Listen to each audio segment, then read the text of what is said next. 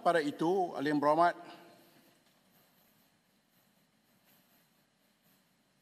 sama ada dari blok backbenchers dan pembangkang mempunyai hak yang sama dalam mengajukan pertanyaan-pertanyaan bagi jawab lisan. Untuk makluman ahli yang berhormat, saya telah menerima permohonan dari pengurusi Backbenchers Club untuk meningkatkan jumlah pertanyaan-pertanyaan bagi jawab lisan di pihak Backbenchers, iaitu 6 pertanyaan dalam kedudukan 10 teratas aturan pertanyaan atas alasan bilangan ahli Backbenchers telah melebihi bilangan ahli pembangkang. Untuk pengetahuan, kini terdapat 93 ahli backbenchers dan 75 ahli pembangkang di Dewan Rakyat ini.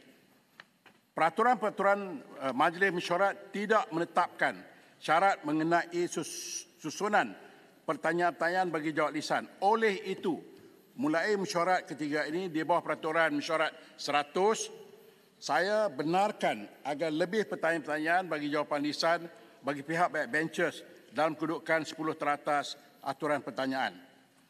Kebenaran saya ini bukan bermaksud untuk menghadkan suara mana-mana pihak, tetapi untuk memperluaskan suara dari backbenchers dan pembangkang dalam mengajukan pertanyaan-pertanyaan bagi jawab lisan. Saya juga tidak rigid dalam penetapan ini dan akan mengkaji susunan ini dari masa ke semasa. Sekian, terima kasih. Pertanyaan-pertanyaan bagi jawab lisan. Peraturan Mesyuarat Tan Sri, betul. Ya, silakan. Terima kasih. Peraturan mesyuarat mana itu? Assalamualaikum. 21, 22, 23, 24 dan yang berhormat speaker sini sebut sekejap tadi.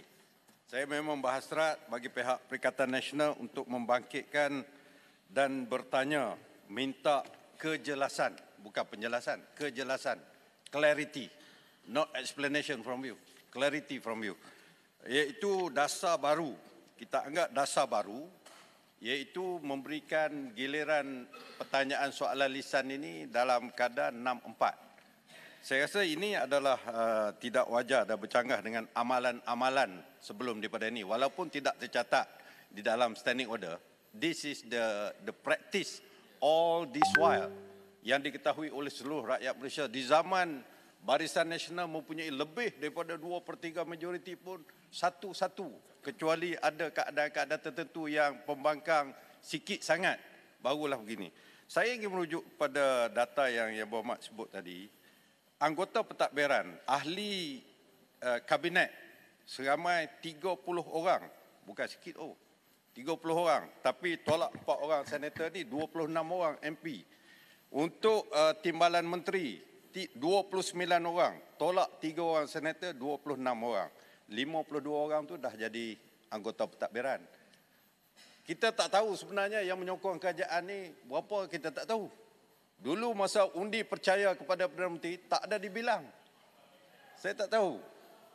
Tak tahu ni berapa sebenarnya yang menyokong kerajaan, yang balance daripada anggota pentadbiran menjadi backbencher sebagaimana Payah Besar beritahu. Jadi, okey, itu satu yang berhormat. Yang kedua, ini adalah urusan Dewan. Sepatutnya apa-apa permohonan sama ada daripada backbencher ke daripada pembangkang dibincang dalam jawatankuasa pilihan Parlimen yang dihadiri oleh Yang Berhormat Perdana Menteri, Timbalan Perdana Menteri sebagai Ketua Whip Kerajaan, Ketua Pembangkang, saya sendiri, Seremban, Pandan, Pengerang, ada di situ. Yang berhormat sendiri jadi pengurusi, bincanglah di situ. Kata nak jadikan kita ni check and balance. Ini check pun tak ada, balance pun tak ada. Sepatutnya soalan ni banyak daripada pembangkang. Sepatutnya soalan-soalan parlimen ni bagi lebih pembangkang, baru bertanya kepada kerajaan. Ini backbencher tak payahlah tanya, you punya government sendiri. Kenapa? Pokok sayanya, perkara ini sepatutnya, dengan hormatnya Tan Sri Dipertua, sepatutnya dibincangkan dengan kami, bukan diputuskan begitu saja. Ini kepentingan bersama. Itulah saya minta satu kejelasan. Sebelum saya nak bagi kat beluran, sila dulu. Saya bagi Payah Besar lah jawab. Yang berhormat Tan Sri Speaker, saya betul seperti mana Yang Berhormat Tan Sri Speaker sebutkan sebentar tadi, kita memang ada mengutuskan surat kepada Yang Berhormat Tan Sri Speaker atas seperti mana yang disebut oleh Tan Sri Speaker. Tetapi saya harap Kota Baru kena bersifat lebih luas. Jangan mengatakan seolah-olahnya backbencher tak perlu bertanya soalan. Kita ambil komposisi 93 bersama dengan 75. Dan sudah pasti 93 ini adalah backbencher club. Alasan yang diberikan oleh Kota Baru mengatakan 93 ini tak solid, itu satu tuduhan yang besar. Dan ini saya harap sangat dari Speaker harus meneruskan keputusan ini kerana bagi kami ucapkan terima kasih. Kerana keadilan itu bukan 50-50 Tan Sri Speaker. Keadilan itu meletakkan kepada jumlah itu, komposisi itu. Tak bolehlah bawa naratif keadilan itu 50-50. Kami juga adalah wakil rakyat yang dipilih oleh rakyat dan kami perlu membawa usaha-usaha untuk membangkitkan dan membangunkan negara. Dan bagi saya inilah keputusan tepat. Sepatutnya Tan Sri Speaker tak boleh 6 Tan Sri Speaker. Kena 7-3 Tan Sri Speaker. Terima kasih. Baik, Beluran. Muhammad Tan Sri. Ambil semua lah, ambil semua. Beluran. Ambil semua bagi Sri. mokok sekali. Tan Sri, Beluran. pendekatan satu soalan daripada pembangkang dan satu soalan daripada kerajaan dibuat oleh Tan Sri Pandikar Amin. Bermula pada Parlimen ke-12 Tan Sri. Pada ketika itu Tan Sri, kedudukan ahli Parlimen Pembangkang hanya 82 kerusi tetapi dibuat oleh Tan Sri. Ketika itu, Pembangkang ketika itu PAS, DAP, PKR 82 kursi.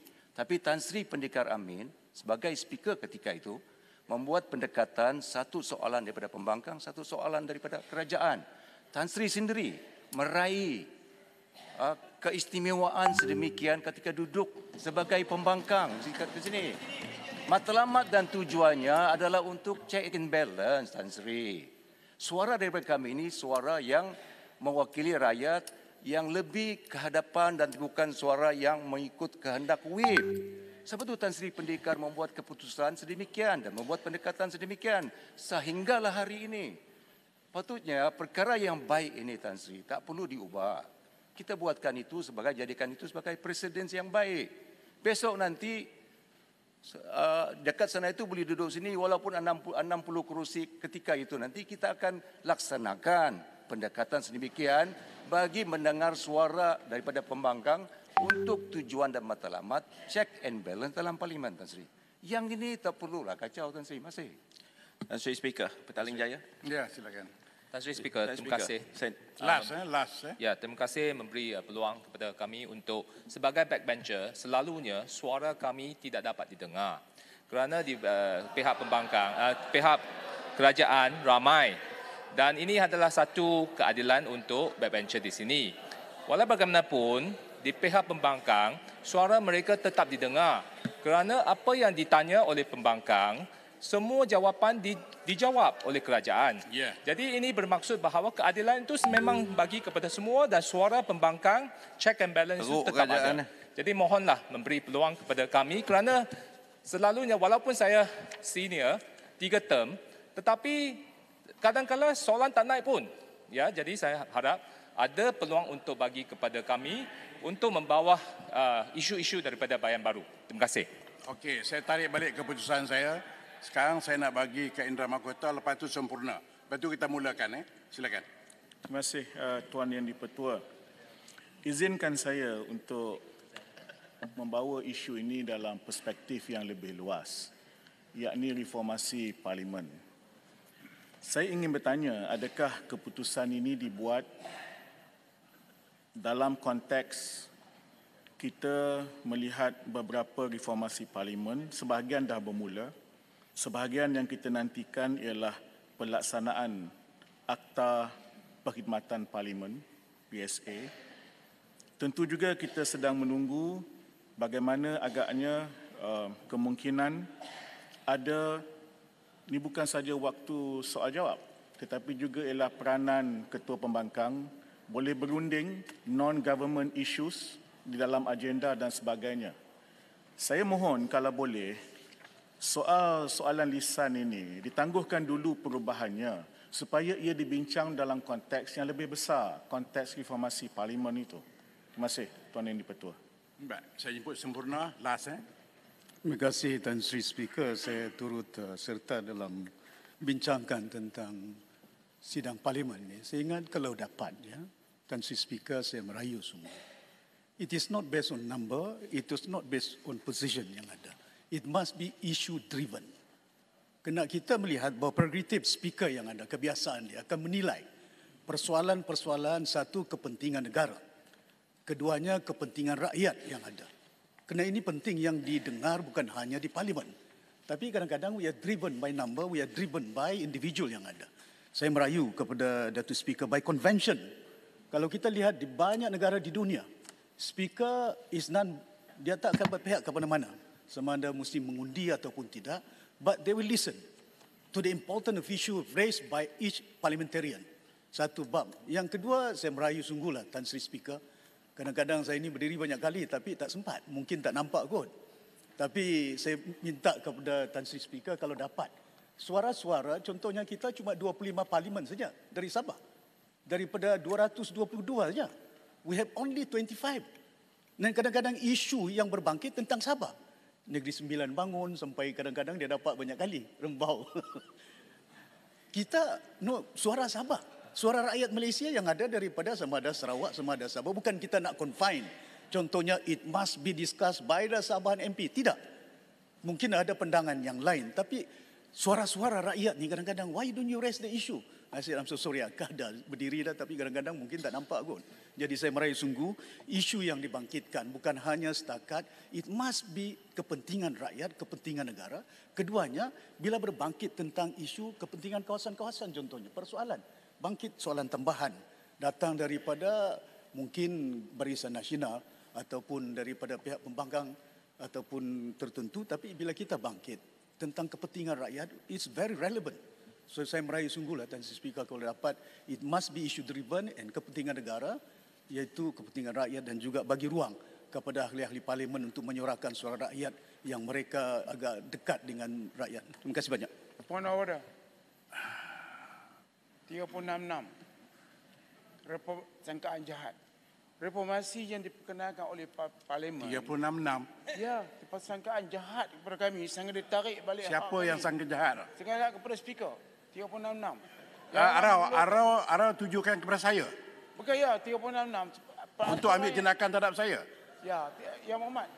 Ini sangkaan jahat. Are you sure? Kepada kami. Arau, you make sure I'm asking this question. Kalau tidak, you nak ambil tindakan terhadap saya. Kalau tidak, sangkaan jahat kepada payah besar. Arau, don't, no. Arau, I'm serious, Arau, I'm serious. Saya jawatankuasa reformasi. Apakah ini reformasi parlimen? Iaitu kembali... Arau tak boleh pakai 366 itu terhadap saya. Ya, mula-mula. Tapi saya terfikir balik, 366 kepada payah besar. Sebab ini... Kalau Arau gunakan setiap ini kerajaan perpaduan masyuran saya dan digunakan 366, kita sampai malam tak boleh bincang ni. Tak habis. Ya Muhammad, ini sangkaan jahat kepada kami tak bagus. Ini kerajaan perpaduan. Siapa yang sangka jahat? Siapa? Ialah 7. Saya cuma mengatakan bahawa terdapat sedikit perubahan. Jangan itu dianggap sebagai sangkaan jahat. Ya Muhammad. Saya tak ada rancun untuk mengenakan sesiapa. Cuma saya tarik balik. Okey, tarik balik dan duduk. Saya bagi kepada tarik payah balik besar. dan duduk. Cukup, serius. Payah besar. No, Arau cukup. So. 366 pada payah besar yang ini kerajaan perpaduan yang Arau, sila duduk. Terima kasih. Baik, saya nak beri batau sejarah ni. Buluran ada. Semasa speaker Tan Sri Amin menjadi speaker, saya di situ, saya ialah ketua whip. Ya. Semasa itu kita ada 82 orang. 82 MP pembangkang berbanding hingga hari ini 75. Saya sendiri jumpa Tan Sri. Saya kata Tan Sri is not fair. So waktu itu semua BN dulu. Lepas itu di hujung-hujung baru ada kita. Saya kata not fair. Why not kita alternatekan sebab kami ada 82. Dan Tan Sri tidak pernah berunding dengan ketua whip. Mana-mana ketua whip. Tidak. Dia kata okey, oleh kerana you ada 82, saya menggunakan kuasa saya untuk alternatekan. Waktu itu, maknanya apa juga yang disebutkan oleh Kota Baru tak betul. Tidak ada rundingan langsung. Cuma saya secara personal jumpa Tan Sri waktu itu. Tan Sri setuju. Sekarang, bila ketua Backbenchers Club Presiden jumpa saya, dia kata, look here, kita ada lebih banyak, jauh lebih 893 dan di sini cuma ada 75. Sedangkan mereka juga berhak bertanya soalan. Saya kata okey, kita start dengan first to 10 first. The rest kita alternate balik. Sekurang-kurangnya mereka dapat imbangan jumlah mereka lebih besar. Dan saya kata the last sentence, I am not rigid. Saya bukan rigid. Boleh discuss. Tapi dalam kes ini saya nak maintainkan kedudukan saya hinggalah saya fikirkan balik sama ada perlukan tukar atau tidak. Okey?